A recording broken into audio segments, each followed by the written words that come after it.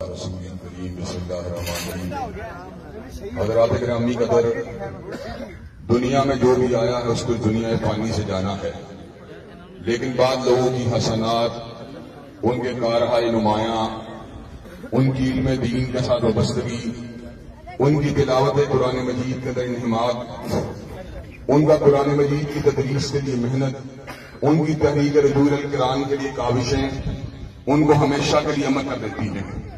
اللہ تعالیٰ کے فضل و کرم سے ہمارے ممدوح، ہمارے محبوب، ہمارے بڑے بھائی ہر اعتبار سے مثالی زندگی گزار کے دنیا سے رخصت ہوئے، جن کا اڑنا بھی کلام الہی تھا، جن کا زندگی کا مشن بھی کلام الہی کی تدریس تھا۔ یقیناً اس سے زیادہ بڑی سعادت کی کوئی بات نہیں ہو سکتی۔ این سعادت بزور بازو نیست، یہ سعادت بزور بازو سے حاصل نہیں ہوتی، بلکہ ذالک فضل اللہ یؤتیہ من یشاء، یہ اللہ تعالیٰ کا فضل ہوتا ہے جس کو اللہ تبارک و تعالیٰ اپنے فضل عظیم سے نواز دیں۔ اللہ تبارک و تعالیٰ کے لیے کچھ مشکل نہیں ہے۔ حضرت شیخ کے ساتھ ہمیں عقیدت بھی تھی، پیار بھی تھا، ان کی محبت بھی تھی، ان کا احترام بھی تھا۔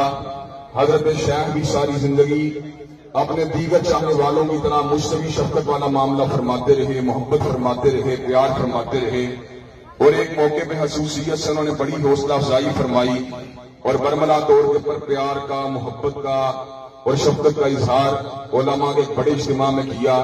یقیناً اس وقت ہر آنکھ بھی عشق بار ہے اور ہر دل بھی عشق بار ہے۔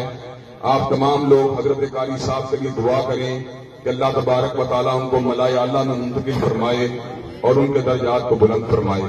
حضرات گرامی قدر، 4 تکبیرات کے ساتھ نماز جنازہ کو ادا کرنا یہ سنت نبی شریف ہے۔ پہلی تکبیر کے بعد ثنا، سورہ فاتحہ اور قرآن مجید کے کسی حصے کو تلاوت کیا جائے گا۔ دوسری تکبیر کے بعد درود شریف کو پڑھا جائے گا۔ تیسری تکبیر کے بعد میت کے لیے خلوص دل سے